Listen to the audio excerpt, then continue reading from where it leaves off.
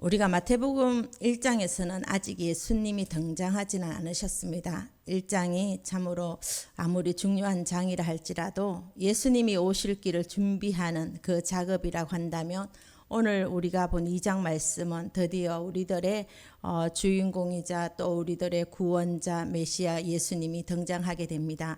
예수님께서 인간의 몸을 입고 이렇게 탄생하셨는데 이것을 신학적으로는 성육신이라고 합니다. 거룩하신 예수 그리스도께서 육신을 입고 이 땅에 오셨다. 이것을 성육신이라고 합니다. 이렇게 예수님께서 성육신함으로써 잠잠하던 예루살렘을 깨우는 그것이 있었는데 그것은 바로 동방 박사들의 등장으로 인해서 잠잠하던 예루살렘을 깨우고 있습니다. 오늘 본문 1절과 2절입니다. 헤롯 왕 때에 예수께서 유대 베들레헴에서 나심에 동방으로부터 박사들이 예루살렘에 이르러 말하되 유대인의 왕으로 나신 이가 어디 계시냐? 우리가 동방에서 그의 별을 보고 그에게 경배하려 왔노라 하니 유대인의 왕의 탄생 소문은 이렇게 과대망상증에 시달리던 헤롯 왕에게 엄청난 그 충격을 안겨주는 말이었습니다. 예수님이 태어날 당시 유대를 다스리던 헤롯은 정통 유대인이 아닙니다. 우리가 성경에서 보는 것과 같이 에돔 출신으로 왕이 될 수 없었지만은 로마에 수많은 뇌물을 주면서 그 왕위를 유지하고 있었습니다. 그러나 헤롯 왕은 그 자리에 앉아 있으면서도 늘 두려움에 가득한 생활이었습니다. 심지어 그는 자신의 그 왕위를 지키고자 자기 아내와 아들들까지 살해하는 그 폭군으로 알려져 있습니다. 그러니까 자기 나라에 왕이 어디 계시냐는 자신이 왕인데 또 다른 사람이 와서 왕이 어디 계시냐는 동방의 박사의 말을 듣고 이 헤롯 왕은 가만히 있을 리 없었습니다. 우리 예수님은 이러한 가장 힘든 시기, 악한 왕이 다스리고 있는 그 시기에 태어나셨습니다. 가장 위험한 장소에 가장 연약한 몸으로 이 땅에 오셔서 예수님께서는 영혼 구원의 그 사역을 이루셨습니다. 우리 예수님은 편안한 시대가 아니라 그 당시 환란 때에 오신 것입니다. 이 예수님을 찾아 멀리 동방에서 온 박사들이 있었습니다. 이들은 별을 연구하는 전문가입니다. 그래서 별의 인도를 따라서 예수님을 경배하러 온 것입니다.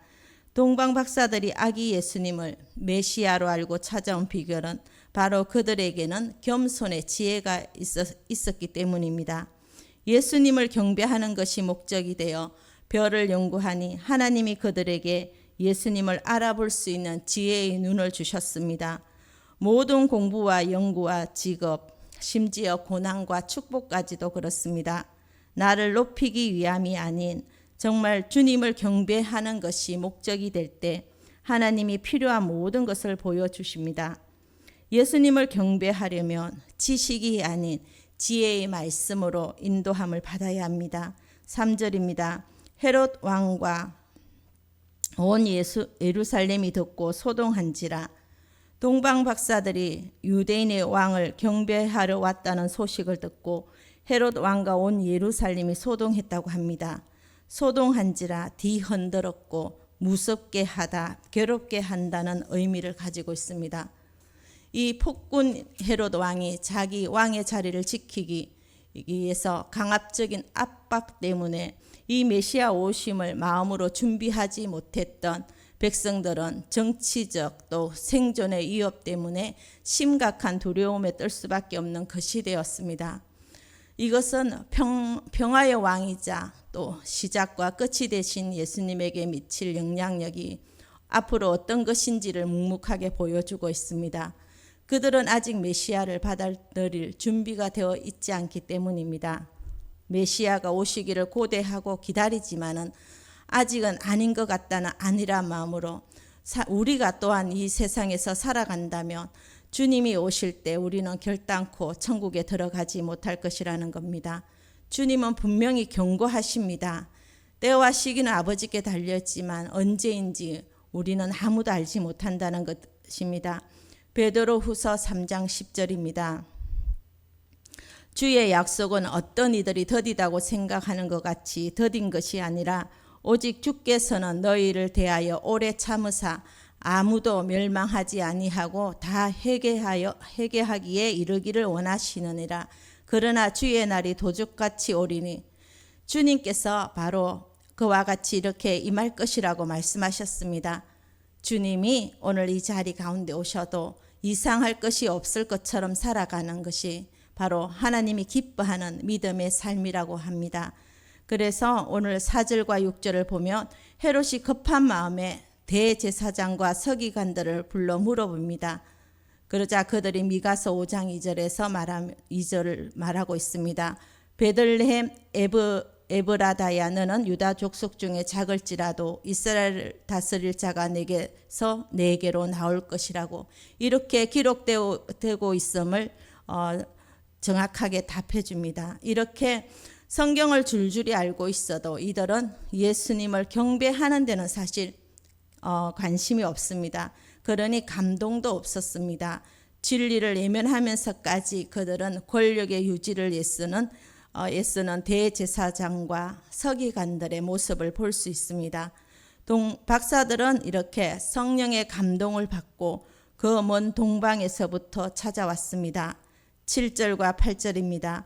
이에 헤롯이 가만히 박사들을 불러 별이 나타난 때를 자세히 묻고 베들레헴으로 보내며 이르되 가서 아기에 대하여 자세히 알아보고 찾거든 내게 구하여 나도 가서 그에게 경배하게 하라. 헤롯은 속으로는 경배할 생각이 조금도 없습니다. 자세히 알아보고 찾거든 내게 알려 나도 그에게 경배하게 하라고 합니다. 참으로 이럴 때 우리는 분별하기가 어렵습니다. 박사들이 별에 대해서는 전문가일지라도 성경에 대해서는 이방인이고 지금으로 말한다면 초신자입니다. 반면 헤롯과 대제사장 서기관들은 전문가 수준이라 볼 수 있습니다. 박사들의 입장에서는 갑자기 대단한 사람들을 만나니까 사실 분별이 쉽지 않았을 겁니다. 그렇습니다. 세상과 연합하고 세상 속에 대단한 사람을 찾아다닌다면 금세 인생의 목적이 흔들리게 될 것입니다. 이것을 보면서 우리는 두 분류의 사람들을 또한 볼 수 있습니다. 예수님을 만난 사람들은 동방 박사들 뿐입니다. 지금도 역시 마찬가지입니다. 교회 안에서도 이 세상에서도 여러 분류의 사람들이 존재합니다. 예수님을 만난 사람과 예수님을 만나지 못한 사람들입니다. 또한 하나님께 어떤 열심을 가지고 있는 사람, 성경을 많이 보는 사람, 뜨겁게 기도하는 사람과 온갖 종류의 사람들이 있지만 오늘 이 본문의 사람들을 보게 되면 딱 두 분류의 사람을 만날 수 있습니다. 예수님을 만난 사람과 예수님을 만나지 못한 사람입니다. 내가 주님을 믿는다고 말하는 것이 중요한 것이 아니라 주님이 인정을 받는 사람이 있습니다. 주님이 나를 인정해 주시는 사람이 있고 난 주님을 믿어 나는 믿음이 있어 라고 착각에 빠진 사람이 오늘 이 시대에 분명히 있을 것입니다. 헤롯 왕 때에 동방으로부터 박사들이 예루살렘에 이르러 동방에서 예루살렘까지의 거리가 무려 1500km라고 합니다. 이 1500km의 상상이 안 되는 거리입니다. 그 당시 동방 박사들은 걷거나 낙타를 타고 이동했을 것입니다. 그 느린 낙타를 타고 또 걸어서 1500km로 온 것은 오직 유대인의 왕 예수님을 만나기 위해 왔다는 것입니다. 이 거리는 수개월에서 2년 가까이 여행하며 먼 거리와 험난한 여정을 감수하고 경배하기 위해서 예루살렘에 도착합니다. 헤롯의 비상하고도 교활한 지혜를 아기 예수를 찾아가는 박사들의 발밑에 놓이게 하시는 하나님의 그 섭리가 나타나게 됩니다. 11절입니다. 집에 들어가 아기와 그의 어머니 마리아가 함께 있는 것을 보고 엎드려 아기께 경배하고 보배합을 열어 황금과 유향과 몰약을 예물로 드리니라. 아기 예수님을 찾아왔을 때 먼 곳에서 왔지만 왕이신 그 하나님의 아들에게 예물을 드리러 가지고 온 게 있습니다.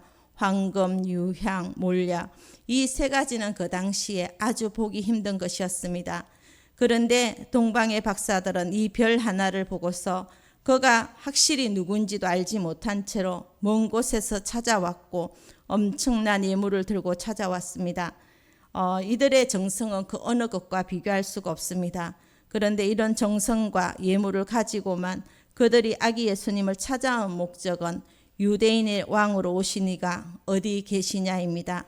유대인의 왕으로 오신 이를 경배하러 온 것입니다. 우리가 동방에서 그의 별을 보고 그에게 경배하러 왔노라 하니, 이 사람들의 동기가 이렇게 간단했습니다. 경배하러 왔습니다. 이 땅에 고귀한 분, 귀한 분으로 태어나셨다고 한다면 또한 우리도 마땅히 경배해야 한다는 것입니다. 순수한 갈망을 가지고 예수님께 나왔기 때문에 하나님께서 그들의 마음을 아시고 그들의 앞에 길을 활짝 열어주셔서 아기 예수님을 만나게 하셨습니다. 하지만 열심만 가지고는 주님을 만날 수가 없습니다. 열심만 가지고는 주님께서 길을 열어주시지 않습니다. 순수한 마음과 그 안에 순수한 동기가 있어야지만 그 열심히 빛을 발하 주님께로 인도할 수 있습니다. 그래서 성경 말씀을 보게 되면 하나님을 만나는 두 가지 길이 있다고 말을 하고 있습니다. 잠언 8장 17절 말씀에 나를 사랑하는 자들이 나의 사랑을 입으며 나를 간절히 찾는 자가 나를 만날 것이라. 주님을 간절히 찾는 자, 주님을 사랑하는 자가 주님을 만나게 될 것이라고 약속해 주셨습니다. 또 마태복음 5장 8절입니다. 마음이 청결한 자는 복이 있나니 그들이 하나님을 볼 것이며, 하나님을 볼 것이라고 했습니다. 하나님을 만날 것이다 했습니다. 분명히 하나님의 말씀이 약속을 하고 있습니다. 그러니까 하나는 하나님을 간절히 찾는 마음입니다. 마음의 청결함입니다. 순수한 동기가 반드시 있어야 합니다. 사도행전 8장을 보게 되면 예루살렘에서 일어난 박해 때문에 수많은 그리스도인들을 피해서 사방으로 흩어지기 시작합니다. 그 중에 한 명이었던 빌립 집사님도 이제 박해를 피해서 예루살렘을 떠나 사마리아 성으로 들어갔습니다. 그곳에서 사마리아 성에 들어갔는데 빌립 집사님에게는 오직 하나, 성령 충만함 받은 사람이 할 수 있는 건 오직 하나뿐이었습니다. 마음속에 불이 일어나기 때문에 예수님을 전하지 않고는 견딜 수 없는 마음이었습니다. 그래서 빌립 집사님은 그 사마리아 성 유대인들이 가장 혐오하는 그 성에 들어가서 사람들에게 외치기 시작합니다. 예수가 바로 그리스도다. 아마 너희들도 보았을 것이고 그 예수 그리스도가 바로 메시아다. 이것을 전파했더니 수많은 사람들이 믿기 시작합니다. 그러자 기적이 일어나기 시작했습니다. 이 사마리아 성에 온갖 우상 숭배하던 사람들에게 붙어있던 귀신이 떠나가기 시작하고 중풍병자와 못 걷는 사람들이 일어나기 시작합니다. 우리는 우리를 이끄시는 하나님의 인도하심을 놓칠 수가 없습니다. 성경 지식이 부족해도 날마다 성경 말씀을 큐티하며 또 기도하고 말씀의 인도함을 받는 것보다 더한 것은 없다는 것입니다. 예수님만을 오직 경배하려면 우리는 세상에서 기웃거려서는 안 될 것입니다. 헤롯이 그럴듯하게 박사들을 사주했지만 그들은 왕국에서 나와 정확하게 자기의 갈 길을 갑니다. 그런데 왜 하나님은 박사들이 곧장 예수님에게 갈 수 있는 길을 굳이 헤롯에게 들려서 가게 하신 그것은 하나님의 뜻은 세상의 왕과 진짜 왕의 그 비교를 해보라는 것입니다. 10절입니다. 그들이 별을 보고 매우 크게 기뻐하고 기뻐하였더라 합니다. 아기 예수님 위에 서 있는 별이 자신들의 기나긴 여행의 최종적인 목적지로서 하나님의 임재하심과 은혜, 곧 임마누엘이신 예수 탄생을 드디어 목격하게 되었다는 사실을 확신함으로써 세상에서 맛볼 수 없는 그 무한한 기쁨을 표현했습니다. 이 기쁨의 실체가 최고였음을 보여주고 있습니다. 동방 박사들이 예수님을 만나고 얼마나 기뻐했는지 이 짧은 구절을 통해서 우리는 알 수 있습니다. 12절입니다. 그들은 꿈에 헤롯에게로 돌아가지 말라 지시함을 받아 다른 길로 고국에 돌아가니라 합니다. 이 꿈은 아기 예수를 지키기 위해 헤롯의 악한 계획을 무산시키시고 또 헤롯의 눈길을 피해서 고국으로 돌아갈 수 있는 길을 가르쳐 주셨을 것입니다. 이처럼 예수님을 참으로 만난 사람은 지금까지 걸어왔던 길을 버리고 다른 길을 걸어갑니다. 생명과 진리의 길로 가게 될 것입니다. 우리의 인생의 목적이 주님이 되지 않으면 주님을 경배하다가도 금세 헤롯 왕에게 세상으로 넘어갈 수밖에 없습니다. 그런데 헤롯은 대대로 예수님과 사도들을 핍박한 저주의 가문이 됩니다. 세상을 기웃거리고 살다 보면은 예수님이 오시는 그 길이 완전히 막힐 수가 있습니다. 그러니 내 눈에 다른 길이 없는 것 같아도 세상에서 해결하려고 우리는 세상의 발로 걸어가지 말아야 할 것입니다. 오직 아무리 힘들고 우리가 지칠지라도 오직 예수님만 경배할 때 하나님은 그 막힌 길을 또 다른 길로 보여주실 것입니다. 예수님에게 앞에 당장 길이 안 보여도 우리가 오직 예수님을만 쫓아갈 때에 분명 하나님이 보여주시는 다른 길이 있음을 우리는 말씀을 통해서 그 길을 볼 수 있어야 할 것입니다.